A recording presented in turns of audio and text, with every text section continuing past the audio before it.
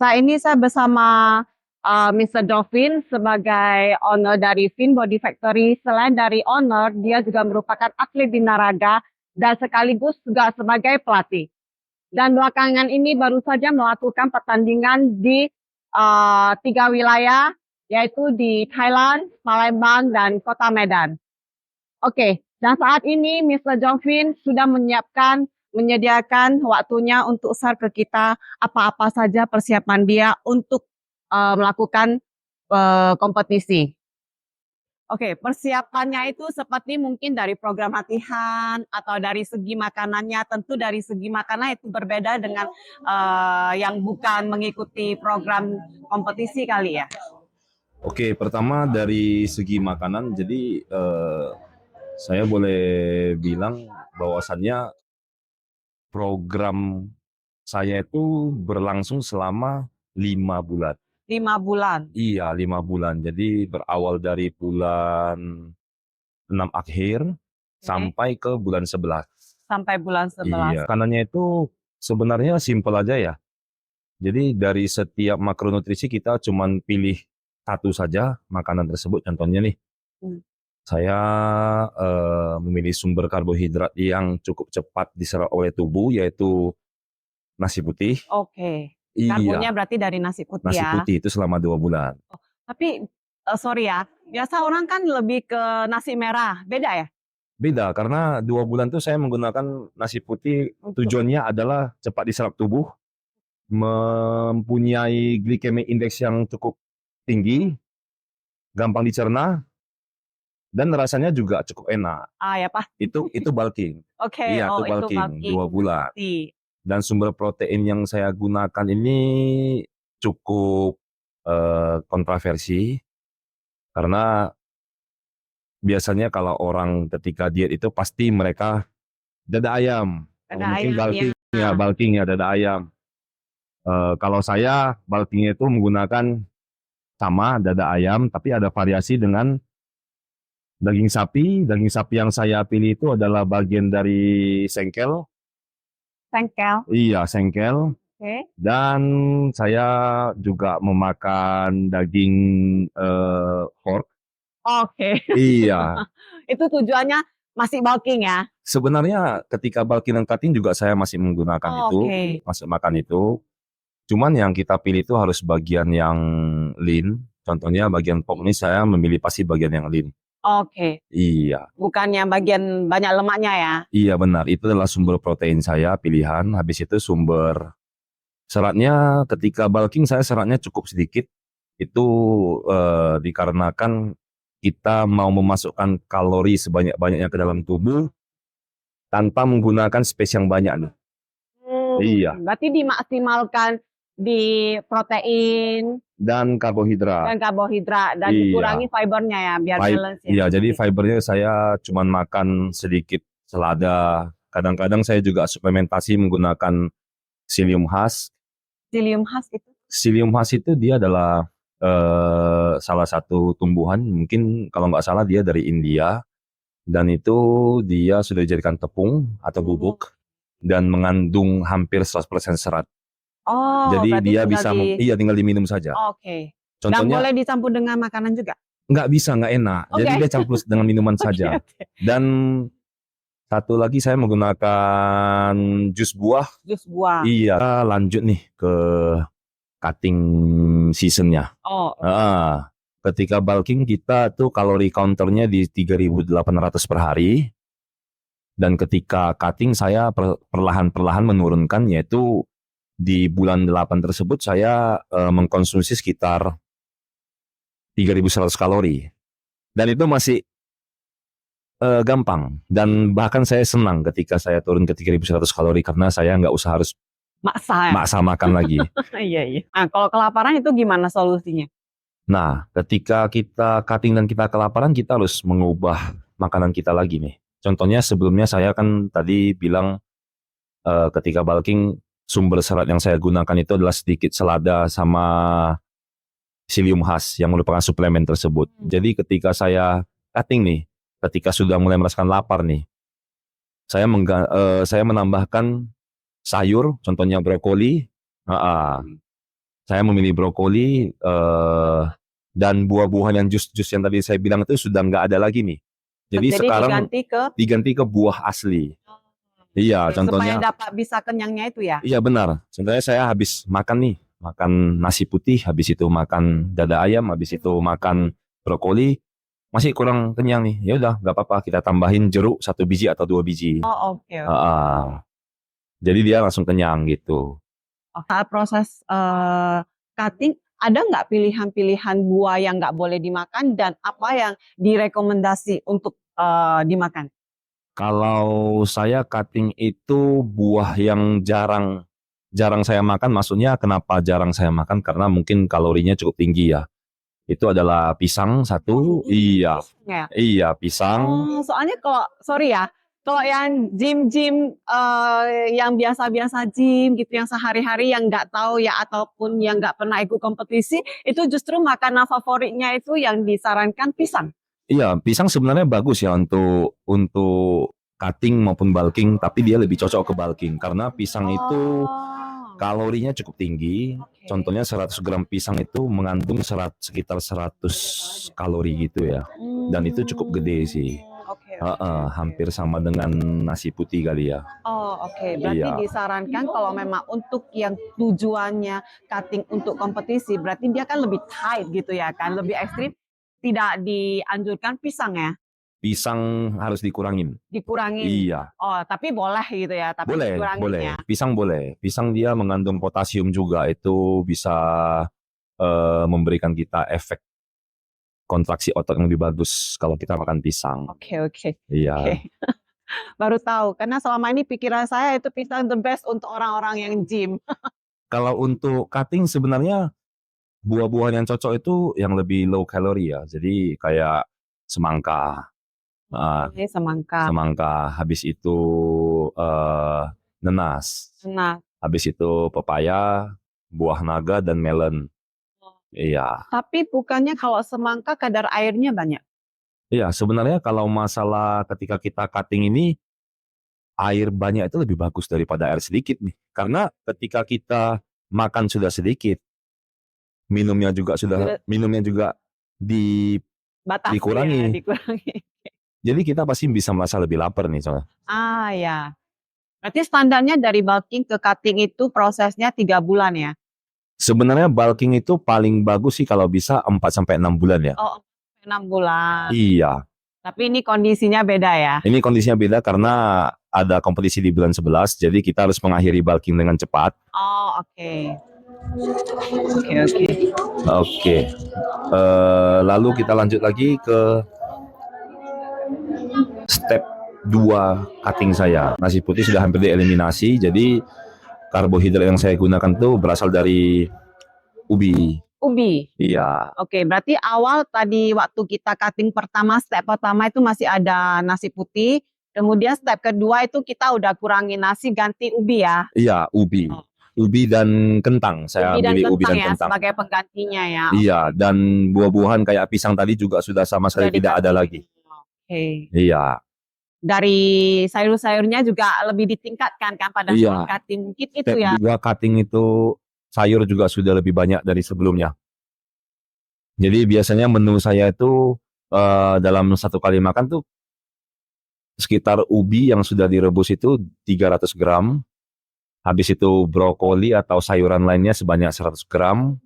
100 gram itu untuk brokoli kira-kira gimana banyaknya? Sekitar 2 kepal. Oh, 2 kepal, itu 2 banyak kepal, ya? iya banyak. 1 kepal aja rasanya itu sudah susah ditelan ya? Iya. Apalagi kondisinya itu nggak boleh diapa-apain, cuma rebus saja?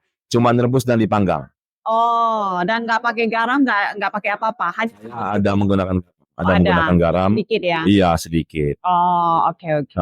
Kalau di cha juga nggak boleh ya? Di cha menggunakan minyak nggak boleh. Oke. Iya. Cha itu tumis ya guys. Iya, cha itu tumis ya. Iya. Jadi Oke. untuk ke step selanjutnya nih. Dari 3.100 kalori yang bulan pertama itu saya turun ke 2.800 kalori di bulan kedua, dan bulan ketiga itu saya turun ke 2.500 kalori. Dan disinilah banyak hal-hal yang tidak menyenangkan terjadi. Seperti apa? Hal yang tidak menyenangkan itu yaitu pertama, kita tuh tidak kenyang-kenyang, guys. Oke, tidak kenyang-kenyang tapi makan dan nggak kenyang-kenyang itu seperti apa itu? Iya, contohnya tadi saya bilang saya makan 300 gram ubi, habis itu ditambah dengan brokoli 100 gram, habis itu ditambah dengan biasanya dada ayam saya menggunakan 250 gram, ini mentah. Dan ketika saya masuk ke step 3 cutting ini sama, dada ayamnya sama, ubinya itu turun dari 300 gram ke 250 gram. Oke, dan brokolinya tambah dari 100 gram ke 150 gram. Kadang-kadang saya ketika sangat lapar saya bisa makan 200 gram. 200 gram itu ubinya satu rantang, guys. Oh, mah. Sorry, brokolinya satu rantang. Brokolinya satu rantang. Kita lanjut ke next berikutnya. Tahap berikutnya. Tahap berikutnya cutting itu, dan kita ada namanya tuh peak week. Peak week itu adalah biasanya ketika kita mau tanding itu seminggu sebelumnya itu kita memanipulasi mineral dalam tubuh kita. Nah, di sini nih baru kita bisa mendengar apa namanya itu diet air, apa namanya itu keto. Jadi saya sebenarnya menggunakan program keto ketika peak week itu dimulai dari hari Senin malam saya terakhir makan Senin sore saya terakhir makan karbohidrat sebelum latihan. Setelah itu saya hanya memakan protein dan lemak dan serat. Jadi ubi-ubian tadi, buah-buahan tadi udah nggak ada. Berarti itu Hamin 1 minggu ya? Itu Hamin 5 ya, sekitar Hamin 5. Ya, jadi yang tadi saya makan ubi itu nggak ada lagi. Nggak ada. Sayur, buah-buahan nggak ada lagi. Dan sayuran di sini jumlahnya juga sudah menjadi gila-gilaan. Contohnya saya bisa makan, saya ada beli pecel langganan. Tapi pecelnya ini tidak pakai bumbu sama sekali ya. Oke, itu sama aja dengan sayuran rebus. sayur rebus. Iya, sayur rebus. Jadi saya biasa beli satu hari itu 3 bungkus. Satu hari 3 bungkus. Iya, satu bungkus itu dia 200 sampai 225 gram gitulah sayurannya itu. Itu saya makan semua, lalu saya tambahkan brokoli lagi 200 gram per makanan, dan kadang-kadang juga dan pada satu saya juga mulai bosan dengan makan brokoli, jadi saya menambahkan kol rebus. Sayur kol, iya, lettuce. Kol yang putih atau yang ungu? Atau sama aja sih? Sama saja, kol yang putih, kol yang ungu. Jadi saya potong kecil-kecil itu, saya rebus, habis itu dimakan begitu. Dimakan dengan ayam atau dimakan dengan sapi, gitu saja. Selama 4 hari, 5 hari berturut-turut. Oh, berarti fiber dari sayuran itu yang ditingkatkan ya pada saat H-5 itu ya? Iya, dan lemak juga saya naikin sedikit. Oh, lemak juga dinaikkan sedikit. Iya, jadi sebelumnya kan saya tidak menggunakan minyak sama sekali kan. Ini saya menggunakan minyak kelapa. Fungsinya itu agar kita bisa menggantikan tenaga yang dihasilkan dari karbohidrat menggunakan lemak. Tapi nggak usah banyak-banyak karena kita juga masih mau defisit kalori kan. Dan itu kalori counternya itu di 1.900 sampai 2.100 per hari. Lebih susah lagi dari yang sebelumnya. Iya. Dan saya milih keto karena lebih cocok buat badan saya. Ketika keto saya cenderung lebih kenyang nih. Jadi satu hari makan 3 kali cukup. 3 kali saja sehari. Oke. Keto itu sendiri yang seperti apa programnya?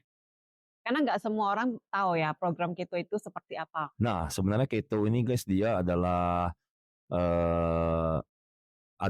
program yang digunakan untuk menggantikan karbohidrat yang sebagai sumber energi utama kita menjadi lemak yang sebagai sumber energi utama kita. Jadi ketika mayoritas itu manusia itu menggunakan karbohidrat sebagai sumber energi karena itu yang paling gampang dicerna, paling gampang diserap tubuh, dan otak kita juga membutuhkan glukosa.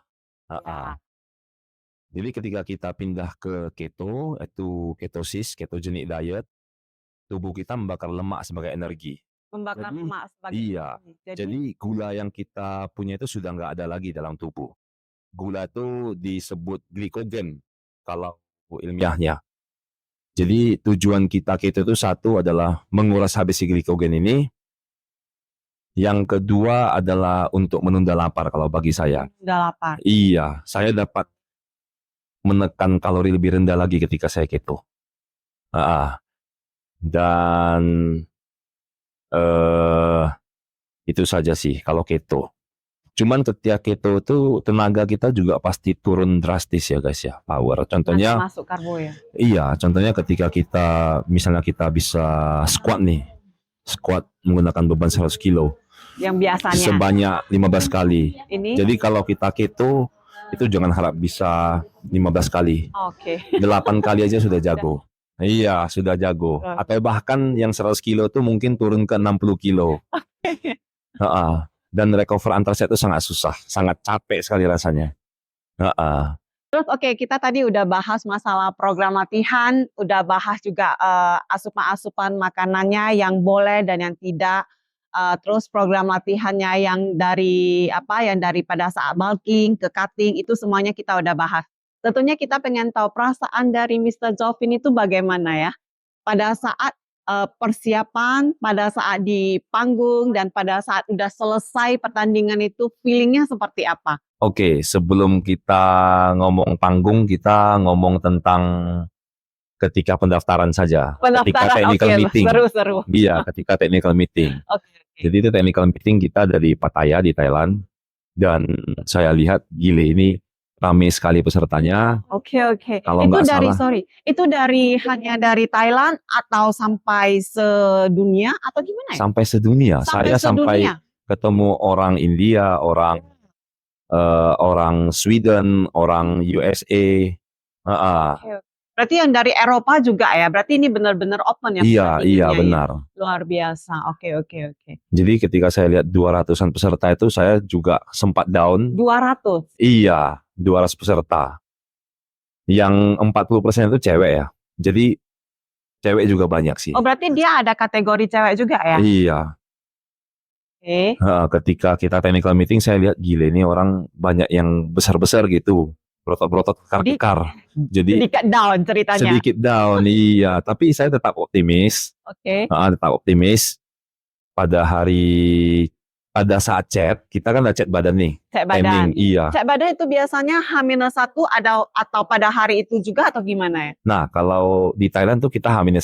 H-1, oke. H-1 kita di chat. Di chat tuh kan semua orang buka baju ya. Ketika saya lihat orang-orang lain, saya lebih down lagi. Kenapa? Karena saya rasa badan saya kecil nih. Iya. Tunggu. Kecil dalam arti kata apa dulu? Apakah karena mereka tinggi atau gimana? Enggak, kalau masalah tinggi badan mungkin imbang-imbang ya. Tapi ada juga yang lebih tinggi dan mayoritas lebih pendek dari saya sih. Oh, oke. Iya. Kalau boleh tahu ini tingginya Mr. Jovin berapa ini? Saya 183. 183, oke. Memang tinggi. Iya. Oke. Jadi ketika chat badan tuh saya lihat badan orang ini gede-gede. Oh, berarti muscle-nya itu ya udah besar sekali ya. Jadi saya sempat berpikir, wah ini badannya gede banget nih, kalau ketemu gua di satu panggung tak bisa menang nggak? Cuman gua cukup yakin dengan kondisi kekeringan badan gua nih. Oke, leannya ya. Iya. Ya, oke. Saya sadar nih, kayaknya saya masih lebih kering nih. Tapi kalau mungkin ukuran mereka pasti menang gitu. Lalu masuk ke keesokan harinya, bangun tidur itu saya jam 5:30 pagi. Jam 6, tengah 6? Iya, jam 5:30 pagi. Biasanya saya nggak sepagi itu bangun, iya. Tapi ini mungkin karena excited, sekalian grogi, jadi bangunnya sangat cepat, iya. Tidurnya nggak tenang ini ceritanya? Tidurnya, iya, nggak tenang. Saya sampai di sana kan... Di sana kan itu tempat yang baru ya, jadi kayak somehow harus adaptasi lagi. Iya. Oke. Dan di hari Kamis itu saya nggak tidur sama sekali, cuma tidur 1,5 jam aja. Oh, oke. But nggak apa-apa gitu? Tetapi besoknya hari Jumatnya itu saya tidurnya sangat cepat. Jam 8 udah tidur, dan paginya juga jam sekitar 4:30, jam 5 gitu sudah bangun. Tapi itu cukup fresh. Iya. Nah, dapat dibilang istirahatnya tercover lah ya? Iya. Oh, oke. Dan ini kita cerita tentang hari Minggunya. Setelah selesai chat, Oke. hari Minggunya saya kan bertanding di kelas men's physique, Men's divisi physique. yang tinggi. Oke. Divisi yang tinggi. Yang bukan muscle junior ya, tapi senior lah ceritanya gitu ya. Iya, dia ada dua pertandingan. Satu itu first timer, yaitu lebih boleh dibilang yang nggak pernah berkompetisi sama sekali. Itu di pagi, ya pemula. Itu di pagi, dan saya ikut kompetisi yang di sore hari, yaitu Elite Classic. Dia semua orang yang di sana itu semua adalah orang yang sudah pernah bertanding sebelumnya. Oh, oke, yang udah berpengalaman lah ya. Terus Iya, upgrade juga size muscle-nya ya. iya. Oh, Dan saya oke. berada di kelas divisi yang tinggi, men's physique. Dan ketika saya sudah mulai mau naik panggung nih, saya lihat lawan saya. Gile. Mereka tuh size-nya gede-gede, kering juga, Kering juga ya. dan saya sadar saya cuman menang sedikit kekeringan dari mereka. Tapi dari segi ukuran otot, saya masih kalah nih. Dan segi tinggi badan itu kita semua hampir sama. Mungkin saya masih paling tinggi di sana, tapi hampir sama kita semua. Karena persyaratannya itu 178 plus kan, sentimeter. Oke. Jadi sempat grogi nih. Dan naik panggung, performa seperti biasa. Setelah itu, saya dipindahin dari ujung ke tengah yang merupakan tanda yang bagus. Biasanya kalau ke tengah itu, berarti kita menjadi dapat sorotan seperti itu dari juri. Saya cukup senang, tapi itu kan masih belum pengumuman Iya. pemenang ya. Deg-degan lah ya. Masih deg-degan. Jadi ketika pengumuman pemenang nih, kita pada saat itu ada 7 kompetitor. 7. 7, iya. Itu yang udah terpilih ya? Yang sudah terpilih. Oke. 7 kompetitor. Dan yang dipanggil itu pertama badannya juga lumayan bagus, juara 5. Oh, oke. Waduh, saya sempat berpikir, wah kayaknya saya nggak bisa dapat ini. Soalnya juara 6 dan 7 juga bagus nih badannya. Udah down lah ceritanya, Sudah down. udah nggak berharap lah ceritanya ya. Iya, sepertinya kayaknya persiapan saya ke Thailand ini gagal deh. Saya berpikir seperti itu. Lalu juara 4 yang dipanggil ini juga besar banget badannya dan kering. Kalau nggak salah ini dia dari Jepang. Oh, oke. Iya, yang kelima itu dari India. Oh. Jadi badannya saya akuin lebih gede dari saya. Cuman saya menang kering. Menang kering ya? Menang kering, iya. Menang kering itu maksudnya lemaknya lebih sedikit, airnya lebih sedikit. Oke. Dan kemudian juara 3 maju ke depan panggung.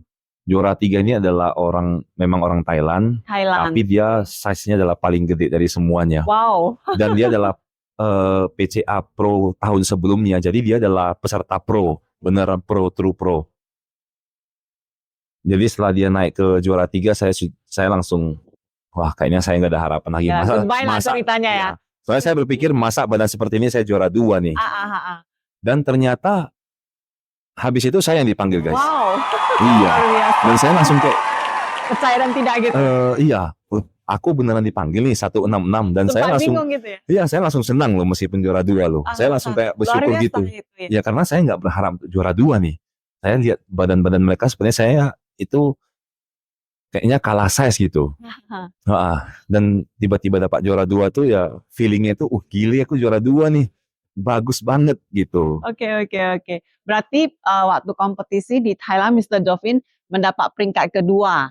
Luar biasa. Jadi apa itu perjuangannya segala macam persiapannya itu benar-benar terbayarkan ya? Iya, terbayarkan.